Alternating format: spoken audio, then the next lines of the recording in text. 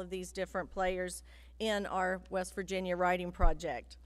I bring you greetings this morning from the State Superintendent of Schools, David Roach, and the West Virginia Board of Education members, and each of them would like to congratulate you on your accomplishments and for being here with us today.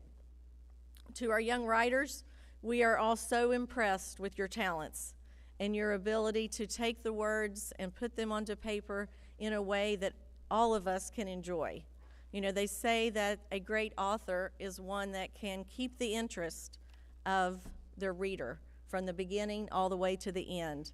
And I feel that each of you have accomplished that today and are able to make your mark moving forward, as Mr. Hickam has done so proudly for all of us in West Virginia. I'm very excited that you have the opportunity today to hear from Mr. Hickam. He should be a shining role model for you, and you should be able to hear from him and know that with a little work, determination, support of your parents and your teachers, that you too can accomplish the final results and the best-selling work of a book that is known nationally. So on behalf of, again, Superintendent Roach and our wonderful State Board of Education, I want to thank you for sharing your writing with us, for being here with us today, and congratulate you once again on your accomplishments. Please keep writing and sharing your work with the rest of us. Thank you.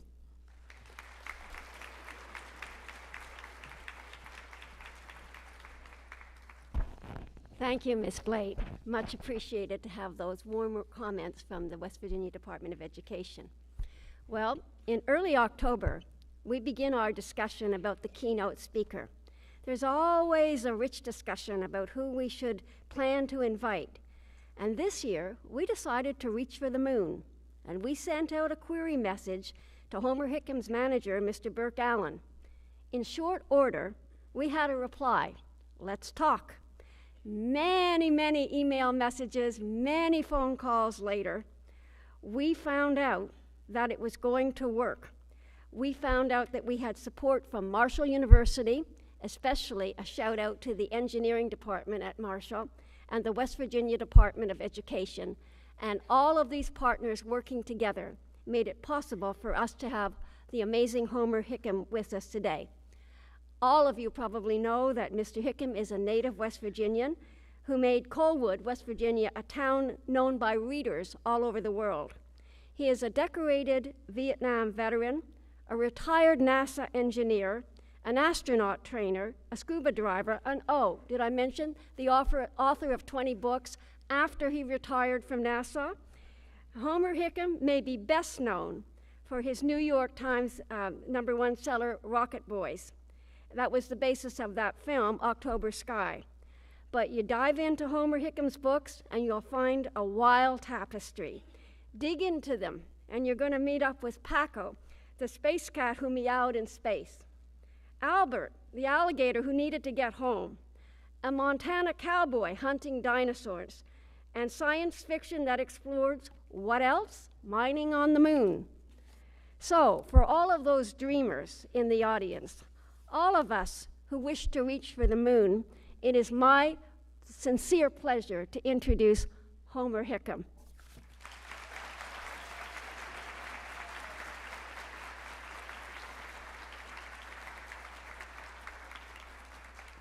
Thank you, and good morning. I am amongst my favorite people, my fellow writers, and you are all writers. I'm so proud of the young authors of West Virginia, those of you who entered and won the contest. Clearly, you've got something going for yourself, and I agree with the previous speaker. You are all definitely writers. And the cool thing about it, when I saw that I was going to get an opportunity to come up to West Virginia and speak, it was to writers, and writing has been my profession for many, many years, and it's truly the love of my life. And I think maybe what I can do best today is to talk a little bit about my writing career, my personal experiences. My first book came out in 1989.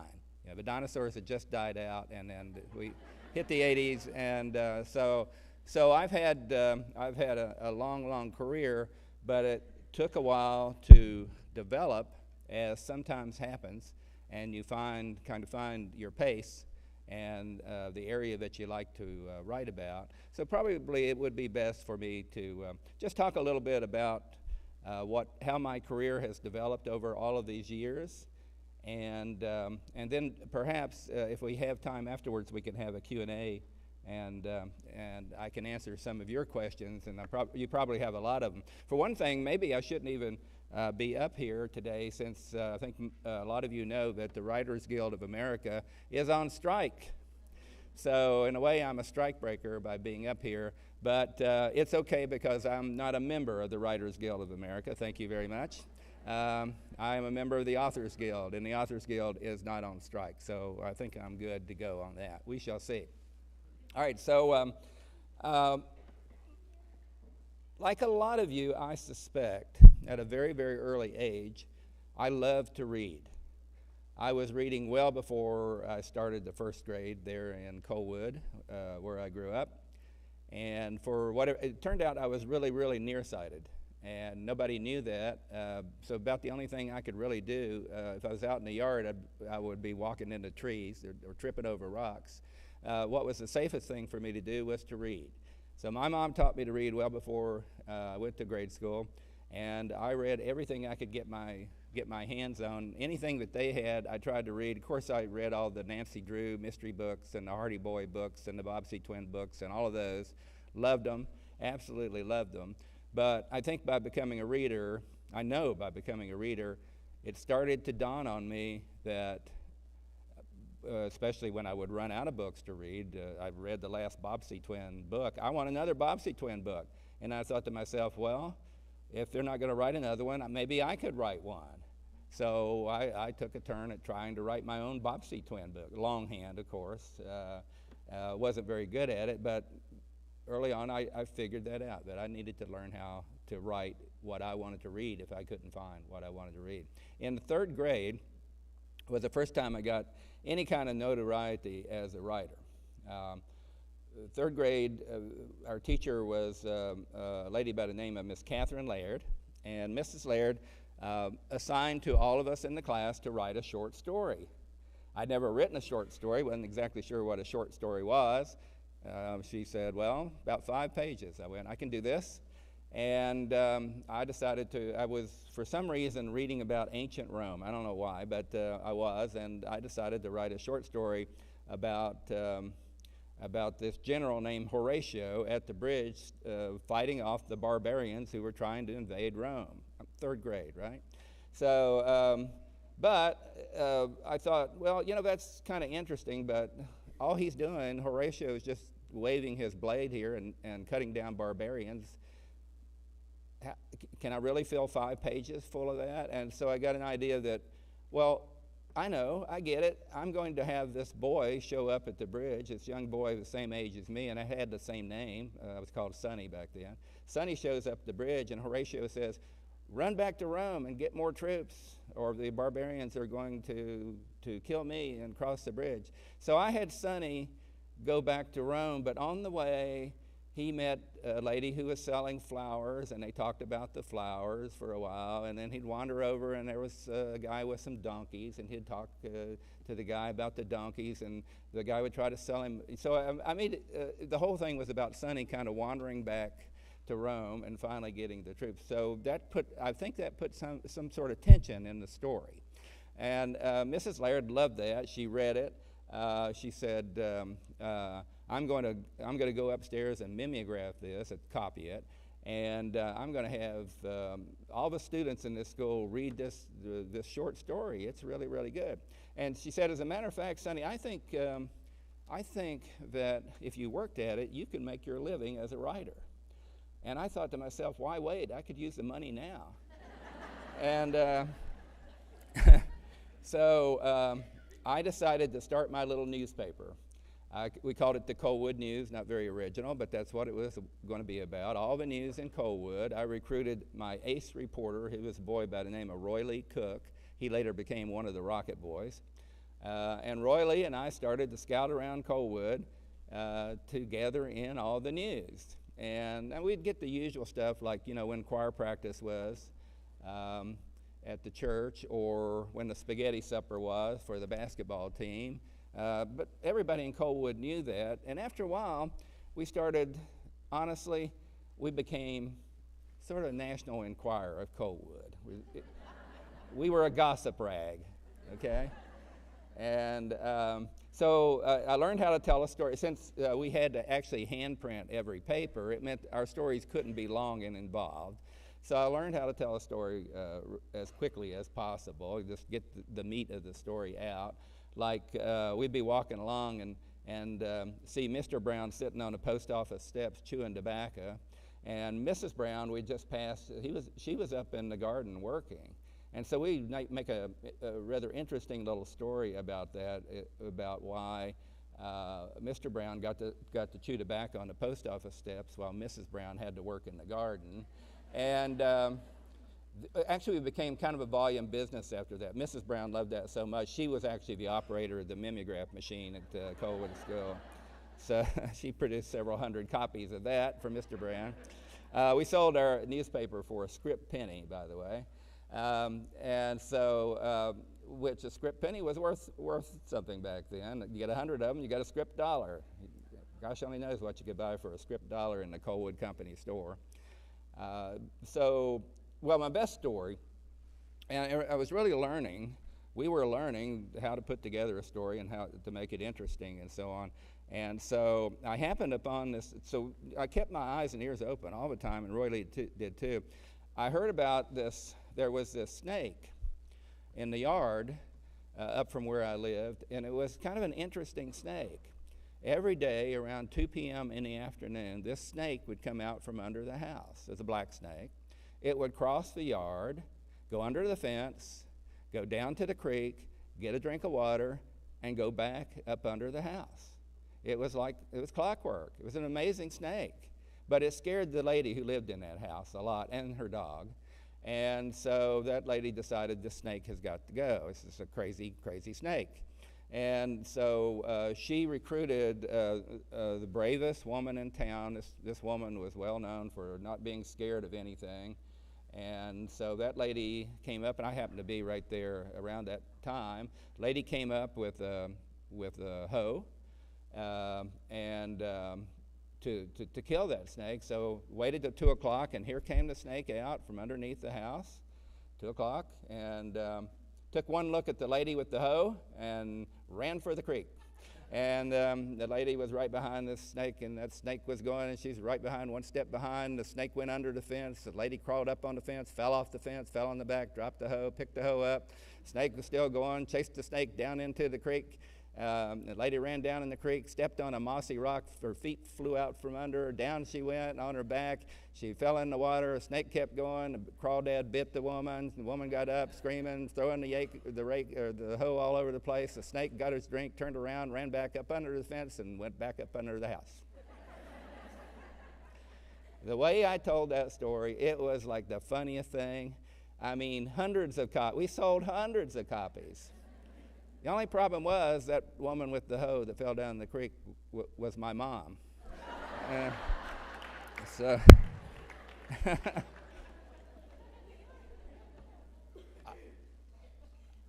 the next time I wrote was in college.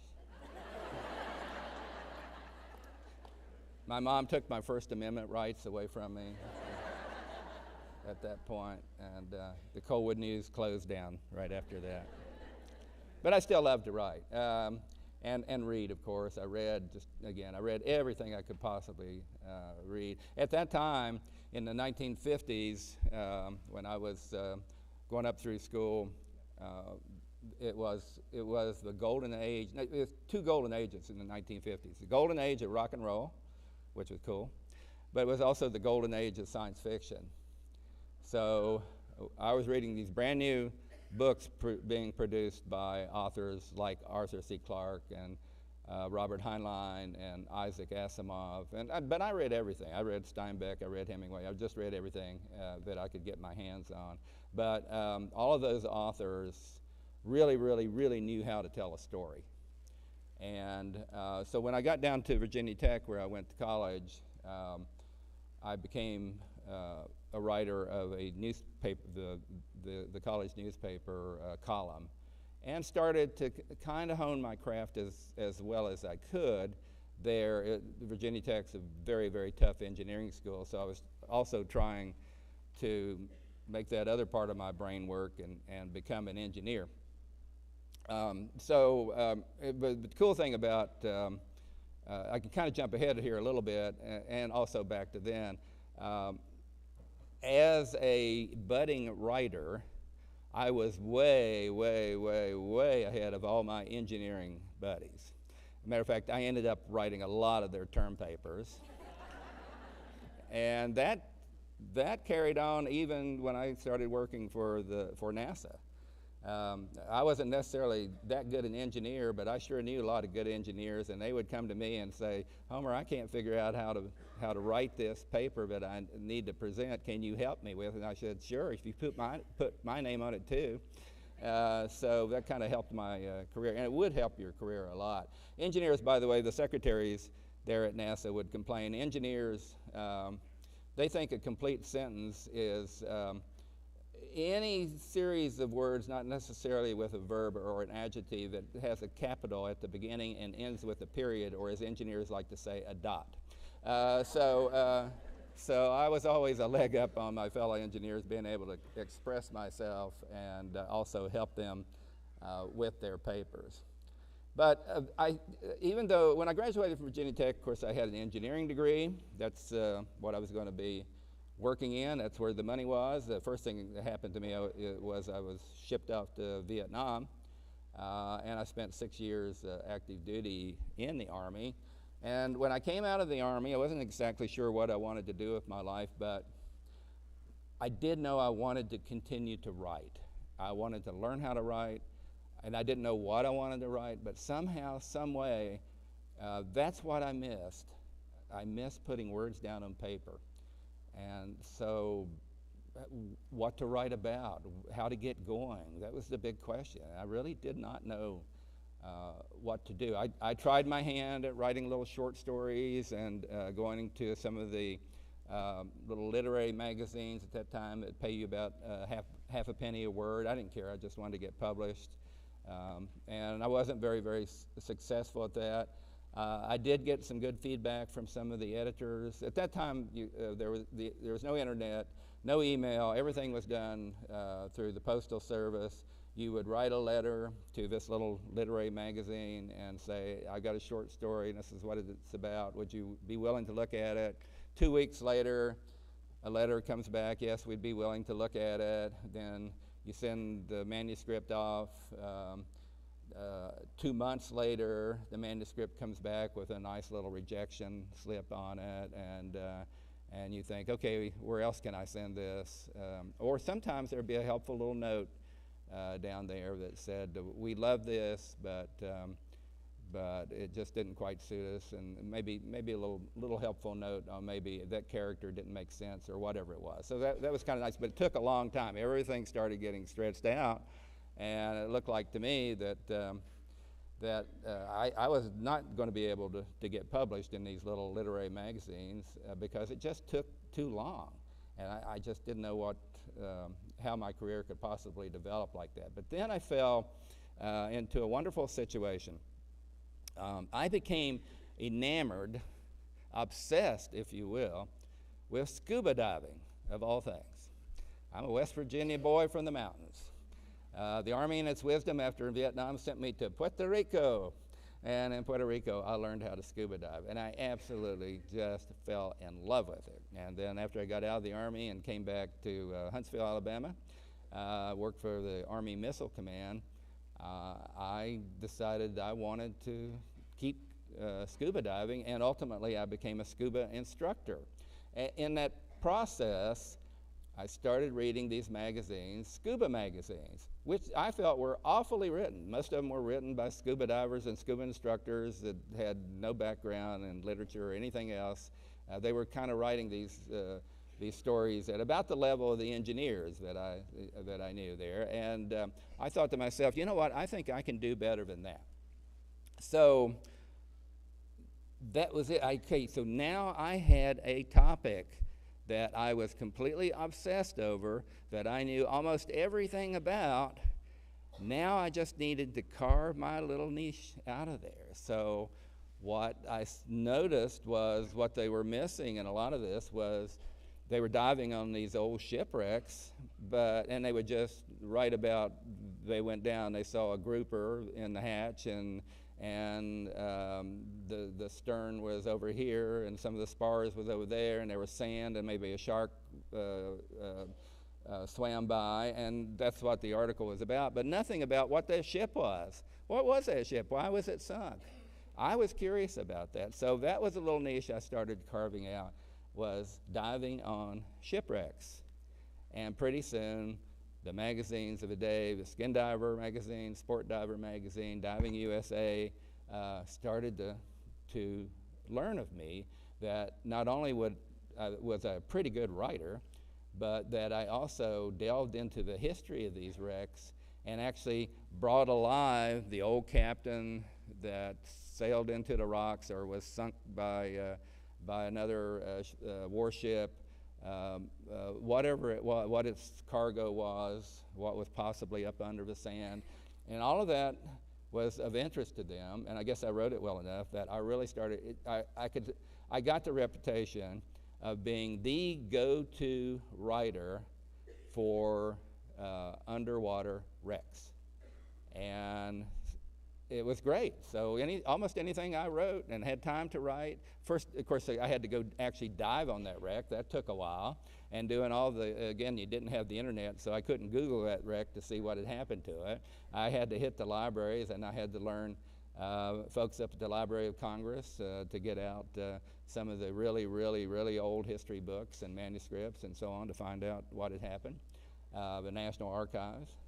So I was starting to make all of these attachments with all of these different historical centers, as well as learning how to write. And then part of that learning how to write was enticing the magazine with a letter. I dived on the SS Delfino off Panama City, Florida. This is what I found, and here's the quick background of the history, and I think I can make a great article for you. Yes, yes, they come in, and it's like, wow, they were paying me maybe $200 for an article. It was terrific. I was a writer. I was making some money. So then what this led to, by finding this little niche, if you will, in writing, was that Skin Diver magazine heard that there was a submarine wreck off of North Carolina. And they called me and said, would you go up to North Carolina and dive on this wreck? Some people think it's a German U-boat. And I studied up on German U-boats before I went up there, and went out with some of these North Carolina divers who didn't really care what wreck it was. They were actually spear fishermen. There was a lot of big fish on this wreck. I went down, took one look at it, instantly knew, yes, it was a German U-boat, a Type 7C German U-boat. I went up into the conning tower, looked down. It was full of sand. I did see what looked to be a bowl.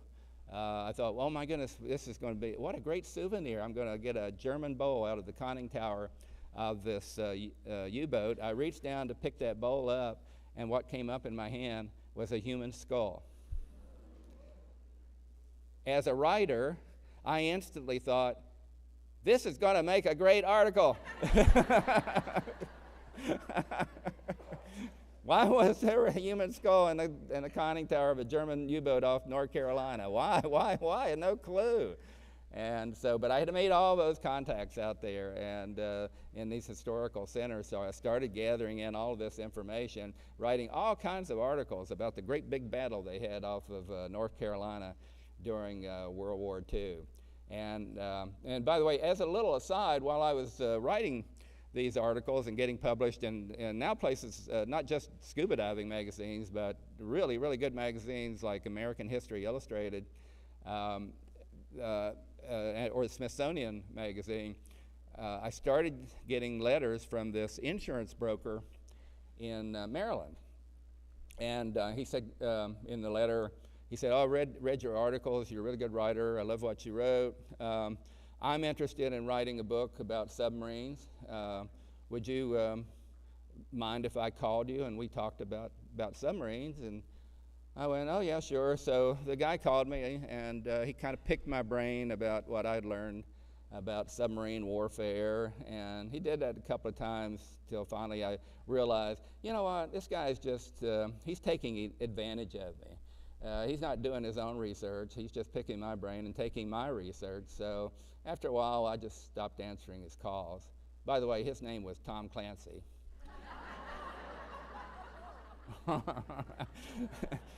So I think Mr. Clancy was able to do his own research.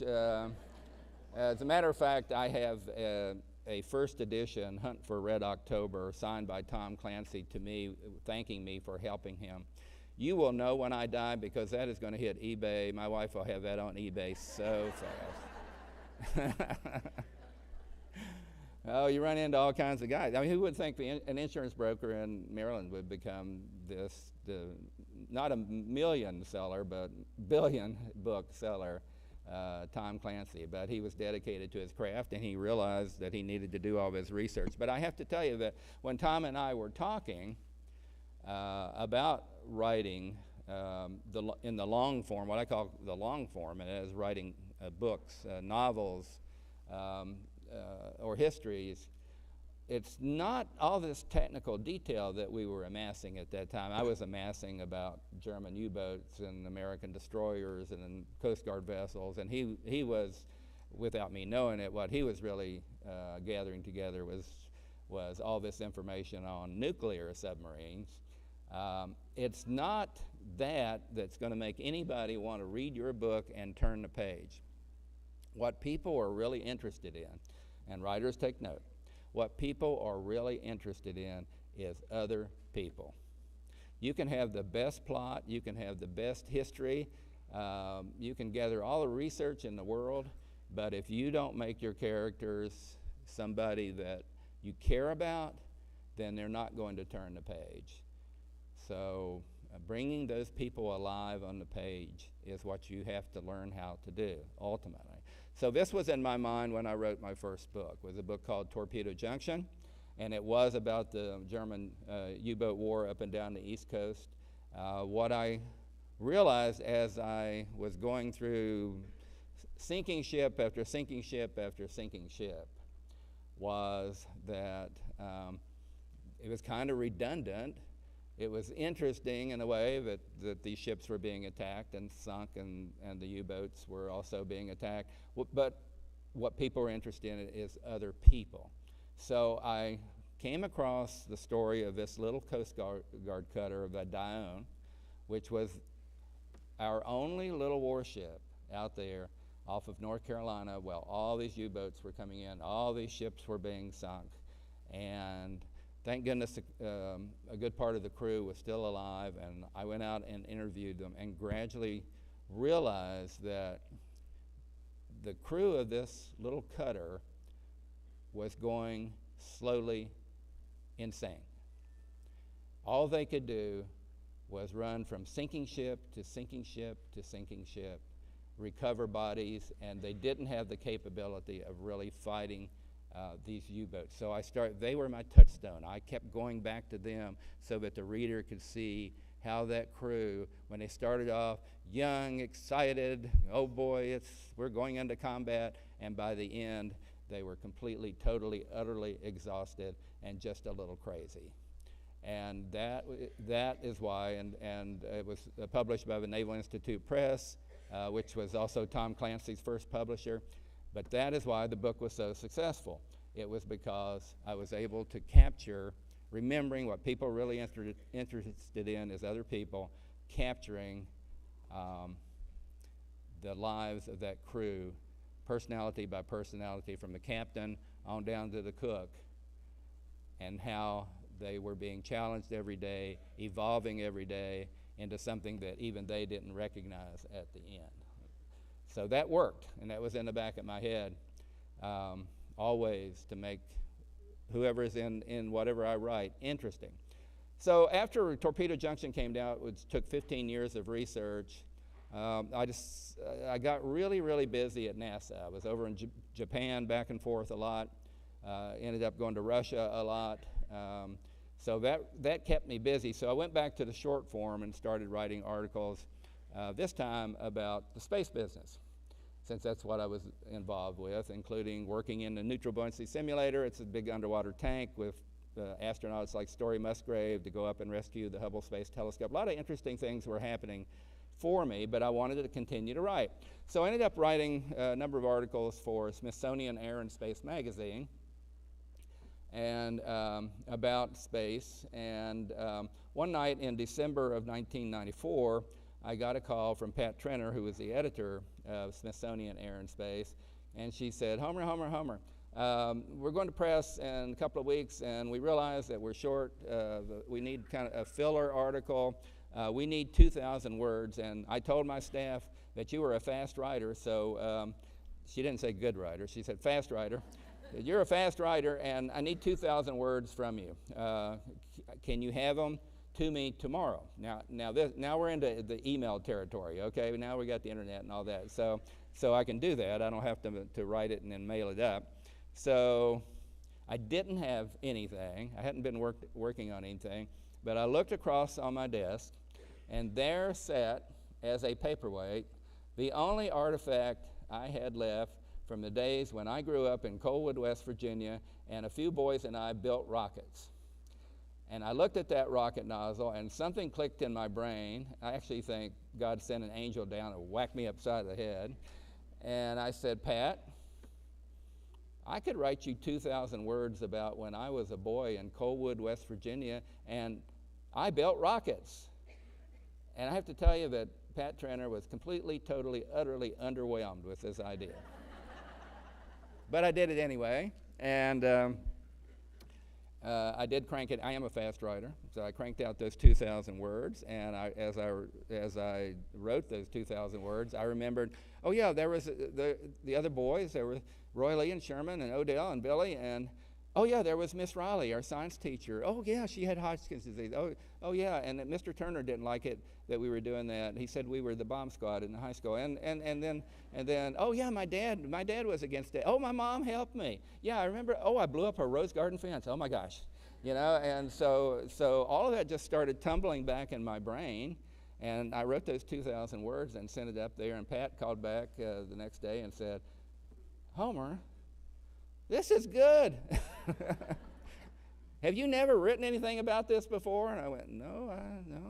And she said, okay, 2,000 words. I need another 1,000, and we are going to make this into the main article of our issue coming out in February. We got any pictures and all that? So again, to a certain extent, as a writer, I have been very, very fortunate and very, very lucky. I didn't see this as a possible book until Pat Trenner did. She said, you got to write a book about this. Well, what actually happened was the article came out in Smithsonian Air and Space magazine, and within a month, my telephone almost melted down from teachers and parents calling and saying, you know, is there anything, are you writing a book about this? And I said, well, I am now, I guess. And then Hollywood started to call, and they said, oh, we loved your article. Can we option your article and make a movie out of it? And I was smart enough to go, I'm writing a book about it now. So I put Hollywood off for a while and started to write the book. And really, it was tough, actually, to write this book. The way I just wasn't quite sure how to lay it out, and that's always the case that you're going to find when you start writing the long form. Where do you start? Who's the main character? How's it going to flow? How am I going to end it? And especially when you're writing a memoir, you know, how am I going to write about my parents and my brother and these other boys, and how can I do this? And the first thing that clicked in my mind was, oh well, I'm going to take it easy on myself. I'll just write about today. I'm this important NASA engineer, I will write about being the NASA engineer, and as I tell about my exploits in Japan and Russia and everywhere else, I'll just reflect back when I was this snot-nosed, dirty little boy down in Coalwood, West Virginia, and I built rockets. So I did about 250 pages of that, and it was awful. It was frankly awful. I didn't know what to do. So started talking to some folks, and they were all really, really nice. That's the problem when you start talking to your friends, you know, about your writing. They always tell you it's wonderful. Sometimes you have to talk to your enemies to find out whether it's really any good or not.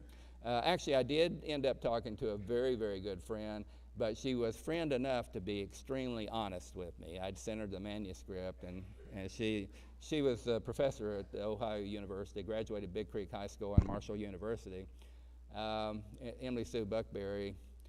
And Emily Sue said, why don't you have, well, first she said, this is bad, Homer. You know, this is not good. I'm not interested. So she said, I think the way that you ought to write this is you ought to let little Sonny Hickam, 14 through 17-year-old Sonny Hickam, tell this story, which is the last thing in the world I wanted to hear. That meant I needed to get back in the head of that boy. That was going to be hard because, after all, I'd gone off to college. I was a Vietnam veteran. I'd gone to work for NASA. I'd done all these other things, the scuba diving, writing Torpedo Junction. I wasn't that boy. But to write this successful memoir, according to Emily Sue, I better get inside the head of that boy. And I did. And that's why that book works. But I like to say I got $1 million worth of psychotherapy I didn't even know I needed when I wrote that book. I had to go back and be that boy. And that's why Rocket Boys, I think, became a successful book. And then, of course, here came, even while I was writing it, Hollywood started knocking on my door again. And so we had sold it to Universal Studios before I was finished. And the book itself went up for auction. That's a dream come true, really, when you have all the great big publishing houses competing to buy this work. And so I knew at that point that my lifelong ambition of being a working, full-time, 100% working writer had finally come, but not through any particular design of mine. I was very, very fortunate, but I did have the skills by then to write Rocket Boys and then see the movie October Sky, May. After that, of course, one of the traps a successful writer finds himself or herself in is after you have that great big book that's sold 1 million copies and #1 New York Times bestseller and all of that, the publisher wants you to write that same book over and over and over again. They would have been really happy if in one way or the other for the rest of my career I just wrote Rocket Boys again and again and again. In a way, I kind of did that for a couple of more books. The Coalwood Way was not what I call a sequel or a prequel. It's an equal. It was actually a story within Rocket Boys. It was sort of a Christmas story and a little bit of a murder mystery story that really didn't fit the rest of the book that I pulled out. And it became the next in the series of what we call the Coalwood books, a book called The Coalwood Way, and then beyond that was Sky of Stone, where again I'm writing in through the voice of that boy, but after the Rocket Boys era when he worked in the coal mine during the summers and had a number of adventures. But after that, I really, really wanted to get away from the memoir form, even though that's what the publisher wanted.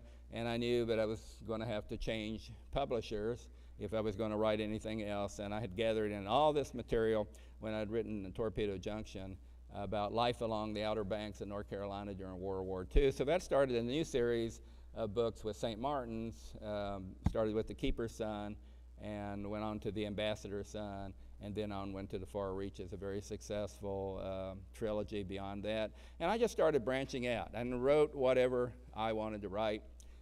Went through, and what you find out as you go through and you want to change your genre, I am really an editor's and publisher's nightmare. I write all kinds of genres. I'm interested in everything. So I've written science fiction. I've written, one of the hardest genres of work is a romance novel. writing a romance novel is extremely difficult. The fan base for romance novels expects certain things within that novel, right? Boy meets girl, boy loses girl, girl finds another boy, boy works to get the girl back, at the end, boy is with the girl. So, and then between that, other little things happen, but that's the main theme that's got to happen with this thing. And so I was really, really challenged to write at least one romance novel in my career. So I did. It's called Red Helmet, terribly titled, by the way. But it's a romance set in a coal mine. And so that was a challenge, and it was pretty well received. So at least I got that under my belt, that I could actually write. And that was published by HarperCollins Christian. And I wrote a number of novels for them, science fiction novels. And as mentioned, I wrote about, one of my avocations now is going out to Montana every year. I've done this for 22 years now, hunting dinosaurs, dinosaur bones. And I fell in love with the people that live out there in these badlands of Montana and wrote a book called The Dinosaur Hunter, really based not on going out and finding fossils, but based on these very colorful ranchers that live out there. So I still keep with the dictum that what people are interested in is other people. So I've had a great, great career writing. I love to write. I get up every morning, and I have these characters living in the back of my head, which I bet a lot of you do as well, that I can actually remember their names, and I talk to them a lot. They're in there, and they want me to tell their story, and kind of kicking inside my skull, tell my story, tell my story. They're in there kicking inside my skull, saying, tell my story, a lot of times while my wife is talking to me. And then she stops and looks at me, and I realize I haven't heard a word that she said, but I did hear the little voice back there from the character. So that's one of the dangers of being a writer. You're always living a separate world in a lot of different ways, and your characters are talking to you. That's really good, by the way. When your characters start talking to you, you got a good character there. If they're not talking to you, it's not working. So you'll wake up in the morning and these characters will be saying, well, you know what, I didn't actually murder that person. That was somebody else. It wasn't me. I couldn't possibly have done it. You better come up with a different angle here. So that's the kind of thing that happens. I'm right now, at this point in my career, I am starting to change gears once again. I just had a new book come out called Don't Blow Yourself Up, which you should buy for the title alone. And Don't Blow Yourself Up, once more, I had to get in the head of that boy, and for the next 40 years. Don't Blow Yourself Up is the story, it's the true sequel of Rocket Boys. What happened the next 40 years after 1960 when we launched our last rocket on through Virginia Tech, Vietnam, Missile Command, NASA, but also how my writing career developed, just what I've been talking about today, and leading up to today, and also telling how Rocket Boys, how it evolved, just what I was telling you, getting inside of that boy, but then also how that movie was made, and how I got to meet Jake Gyllenhaal. By the way, I apologize for not actually being Jake Gyllenhaal. Should have done that earlier. And what he was really like, and what it was to make that movie, how much fun it was, what a challenge it was to be the writer of the book that has now been adapted by another writer to be made into a movie that's actually about your life and your parents' life and everything. It was a bit of a challenge I was on set almost every day to watch that evolution, and so I recommend it to you. Try to get your book made into a movie. It's a lot of fun. And that's where I am right now.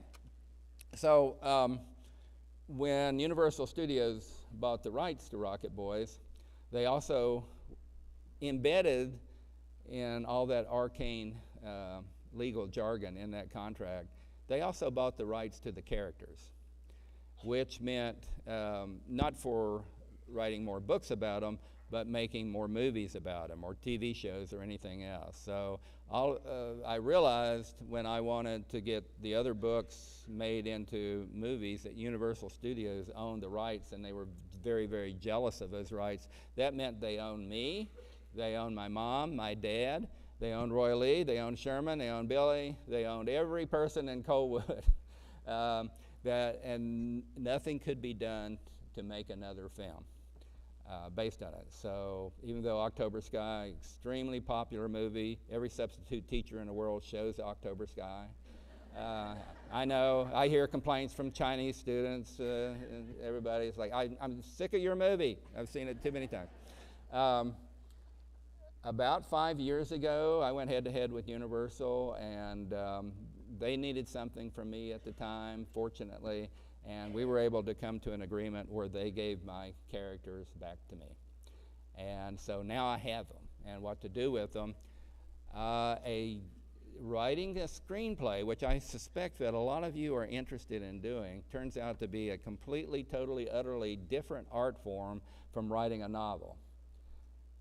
So I did it anyway and learned as I went. Certainly I have watched enough TV shows and movies over a lifetime I'm 80 years old. I have watched a ton of them. I kind of get the gist of what's good and what's not good. So I took the Coalwood way. Remember I said that wasn't a sequel or a prequel. That was an equal of Rocket Boys. It's kind of a Christmas story. And I sat down and wrote a screenplay based on it. A friend of mine, a brand new friend of mine, a wonderful gentleman by the name of Kevin Sizemore. He is a West Virginia actor, makes his living out in Hollywood as an actor. You may know him from the film Mine 9. If you haven't seen it, it is wonderful, set inside a West Virginia coal mine where they have a really bad day. The coal miners do. Kevin Sizemore, when I met him, asked me why nothing had ever been done with these other memoirs. And I told him about my problems with Universal, but now I had the rights back, and he said, well, maybe we can make a movie out of one of those if you get somebody to write the screenplay. And I just I got one. And I let Kevin look at it, and lo and behold, Kevin said, you know what, this is good, which you always want to hear, you know. And he showed other producers the screenplay, and they liked it too. So what do you know, here we are, let's see, October Sky came out in 1999, so it's 24 years later. We are now fully in development with another film based on Coalwood and the Rocket Boys, and we're going to call this one December Sky. And I don't know why we would pick that, but so that is now in development. It's one of the nice coincidence about coming up here. I was coming anyway, but now we've got some producers that are coming in, and today we're going to go over to Coalwood, and we're going to do some location scouting, because we intend to make this one fully in West Virginia, okay?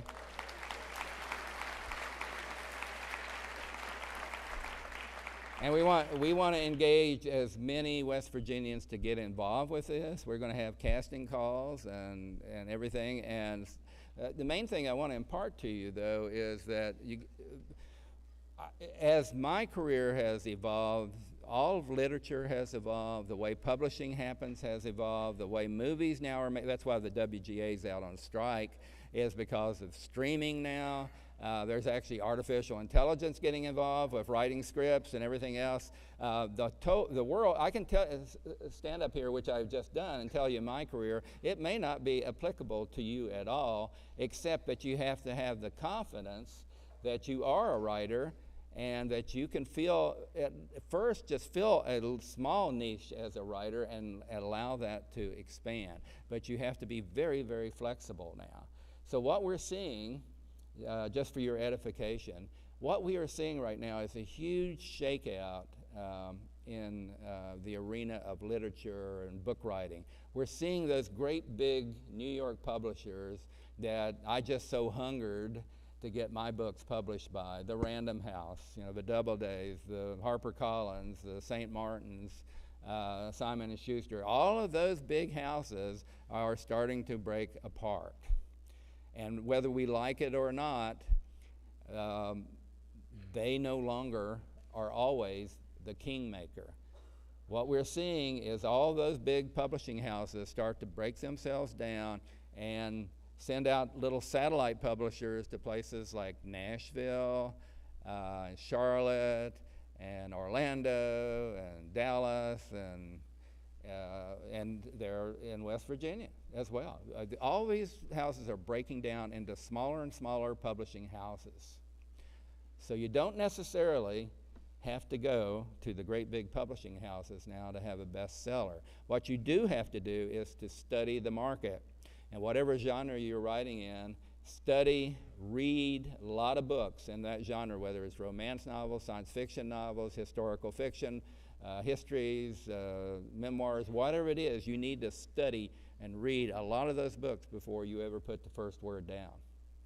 And then once you get into it, then start doing your research, your due diligence on what the publishing world is at that moment, and who might be the house that's going to be best for you. What you want to do is find a publisher that really loves your work and really wants to promote your work. And promotion is the big thing, and that's what the big houses now are missing. They're not sending you out. In the first place, they don't give you the big advances like they used to do. You're going to make your money probably mostly through royalties. For years, writers that were best-selling writers, we got a big advance before the book was ever published. We already had money in the bank. It was done, and therefore the publisher had the incentive to promote your work because they had already laid out a bunch of money. And you would agree or not agree to go out on book tour and do the promotion, and some writers didn't do it because they were too big and their books were going to sell anyway. I always went out and did everything I possibly could. But now there aren't that many advances being put out there. That means the publisher doesn't have that much incentive anymore to get out and promote your work. That means that's when the real work starts, is when the book is published. You now, as the writer, as the author, has to get out and promote your own work. I've engaged, he happens to be a friend, but he's also a fellow West Virginian, Mr. Burke Allen, who's standing right over there in the corner. And Burke is Alamedia Strategies. And his company, there's quite a few companies like that, not as good as Burke's, but there are, that you engage as the author to promote your work. The best way to promote your work is to get on radio and television. And if you can do either one of those, then you'll have millions of eyeballs looking at you or ears listening to you, and you'll calve off a percentage of those and sell your work. So it's not just writing, it's not getting published, but you've also now have to work a little bit extra hard to get out there and promote your work. Just put a little bee in your bonnet about that. The other thing is, I have a hunch that a lot of you maybe don't want to go the long form with novels and histories and memoirs and that kind of thing, but you're really, really interested in all the new technology. And so you may end up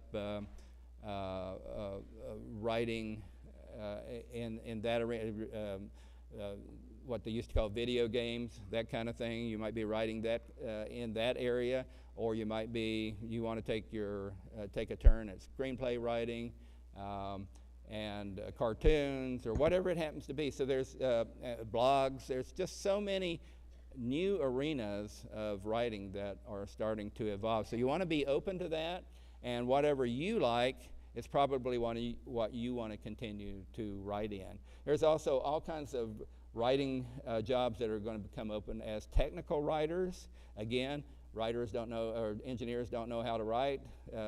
First word has a capital at the beginning, the end is a period or a dot. They don't know what goes in between. You got to help them with that. You've got to explain how the can opener works, right? Somebody has to write those words. You as a writer can do that. There are so many jobs open to you besides being a big best-selling New York Times writer, but I hope that you also, many of you will aim for that. So I'm going to wrap it up. I've let you know my career. I've given you some advice. I guess the best advice, though, I can tell you, for those who want to write novels or memoirs or histories, whatever it may be, that what people are really interested in is not the plot, it's people. People are interested in other people. So please don't ever forget that in your writing. Thank you very much. Thank you.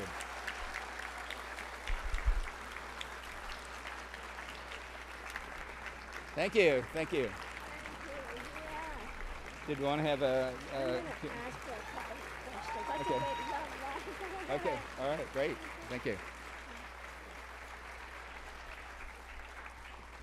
Now, Homer Hickam asked me if there were any students out there, any of our young writers who have a question. We have a little bit of time for a couple of questions, so stand up if you've got a question. Mr. Hickam here wants to hear from you. So any of you out there, anybody got a question?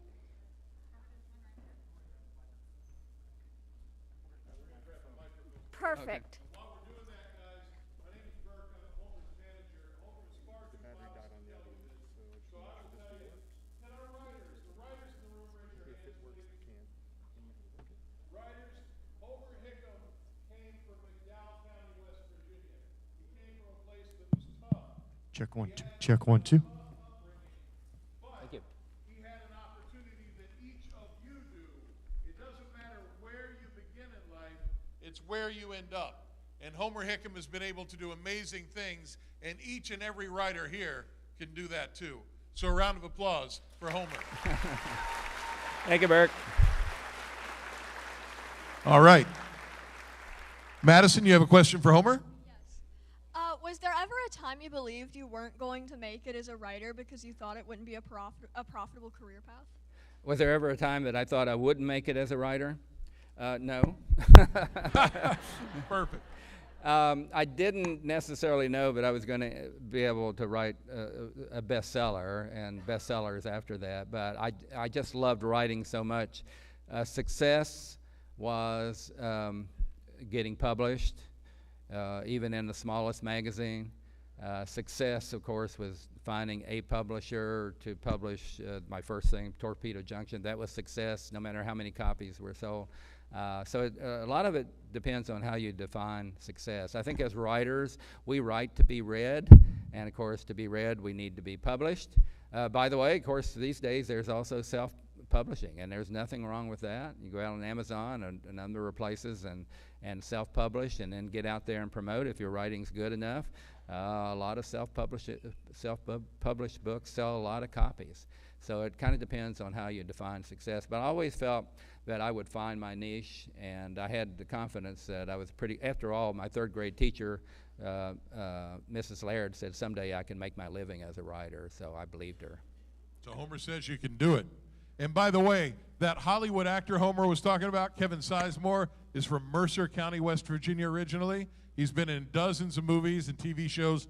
He's going to be on NCIS, as a matter of fact, as the guest star next week, and he happens to be standing right here. This is Kevin Sizemore. Woo-hoo.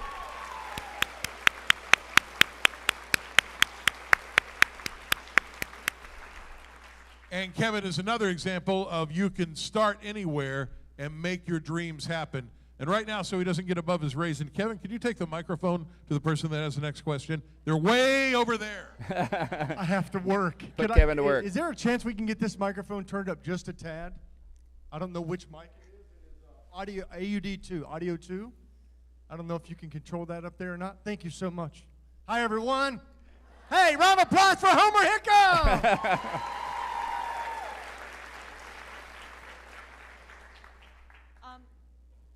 When you write, do you have like an outline in mind, or is it all just stream of consciousness stuff, or does it depend? Well, both. It's a good question. It comes up often. How do you write your book? Do you outline it first? Do you figure out who your characters were? I remember I met an author called Robin Cook. who wrote very popular medical thrillers like Coma. And Robin said what he did, he sat down and wrote a long history of every character that was going to be in his book. He didn't use any of this, but from the moment that character was born, he wrote everything about that character. That way he knew those characters so intimately, then he was ready to immerse them into the plot. I can't do that. I don't do that. Those characters talk to me in my head, and but sometimes, and I will just start. One of the things you have to do is have the confidence to know that even what you may start with is awful, it's drivel, at least you started, and that I can go back and revise it. If there's any magic to my work, it is in the rewrite. And I have the confidence that I'm going to be able to go back and rewrite it and make it a lot better. I rewrote Rocket Boys, at least a dozen times, from stem to stern. Every time I thought I made it a little bit better. The problem with that is you have to know when to stop. After a while, you don't make it better, you just make it different. And you have to have the confidence and have written enough to know that difference. So, but sometimes I'll get in the middle of the novel and I realize I've kind of forgotten what the characters had done, and so I will then stop down and make a kind of a very crude outline about what I've already done to remind me as I go forward. So it's kind of a mix. Every writer has their own way of doing it. Homer, we have Yes. Hattie right here. When scuba diving, One have you second, ever- please. This will be our last question. I'm sorry, but in the interest of time, we have to, unfortunately. But Mr. Hickam will be available outside in the book area, and you can have maybe a question there if sure. you come to the table. Absolutely. Yeah, of course, as a writer, I continue to promote my work. So I have brought up a number of Rocket Boys and actually the new work, Don't Blow Yourself Up, which includes how my writing career evolved. So that might be of interest to you young writers. And so we will have those for sale in the back right after. And you can ask questions then, get your picture taken and whatever. So one more Why don't we question. bring her up close? All right, great.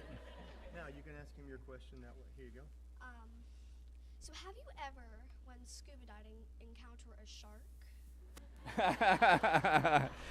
I love that. Thank you. That's a very leading question. There is an account, and Don't Blow Yourself Up. when I was almost eaten by a shark. But as I mean, sharks typically, they don't go out and wake up in the morning and go, you know what, I want to go eat a scuba diver. That's typically not their prey. But when I was diving, the story in here in more detail was when I was diving on some of those wrecks off North Carolina. Anybody ever been to Cape Hatteras? A few of them out there and dived in that ocean. It's a really rough ocean out there. There are a lot of sharks in that ocean, I will flat guarantee you. And I was diving on a wreck one time, and I was trying to get a brass porthole off. I'm not above taking a souvenir off a wreck, even though it's slightly illegal. I needed that brass porthole, I'm sorry. But I didn't get it off because I was shoved in the back, I thought, by one of my fellow divers who wanted to get at the porthole, and I turned around, and all I saw was this, it's a scene right out of Jaws, the tail, big tail waving and disappearing in the gloom, and then it turned around, and here it came again with its buddy, and it had its claspers out, and I already had a date for the prom, so, you know, didn't really want to necessarily mate with this shark. It was a sand tiger shark. They're not known for, they're about 8 to 10 feet long. When they open their mouth, it looks like barbed wire inside. They're not known for being human eaters, except occasionally. So I write about that in Don't Blow, and how I just kind of looked at the shark, and the shark looked at me, and we kind of mind melded a bit, you know, and decided that we were going to let each other go. But I really want to thank you for your thank you for the question, great question, and thank you for having me here at the University of Charleston. You're all lovely. Good luck in your writing career. I will say one thing: you're lucky to be from West Virginia. The fact is, you are raised in a state just filled with storytellers. You don't even realize it. And that's why I think that I learned how to tell a story. Because I listened to my parents tell stories about when they were growing up, and carrying that Albert, the alligator, which I wrote, Carrying Albert Home. That's probably the second most best-selling novel that I wrote. But that's because I listened to their stories. There's a beginning, the middle, and end, and all the characters were really, really interesting. So you're growing up in a state just filled with characters. And you're always going to have that background when you sit down to write. So good luck, writers. Love you. And I also have a website, homerhickam.com. If you have any questions, I answer all my email eventually. And our email is in there. So if you have some writing questions, just don't hesitate to send them to me. So thanks a lot. I'm going to do a group shot real quick. Okay. Hey, folks, let's do a group photograph. If we can get the house lights on, let's everyone stand up. I'm going to have Homer stand here, and I'm going to do a group shot where everyone's in the photograph, if that's cool. So we'll put Homer right in the center of the stage.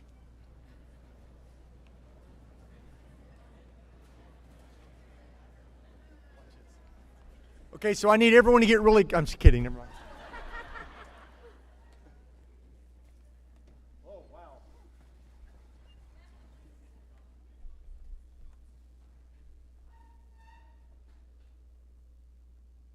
Okay, on the count of 3, I want you guys to yell, Homer Hickam. 1, 2, 3. Homer Hickam! Give a round of applause, everybody!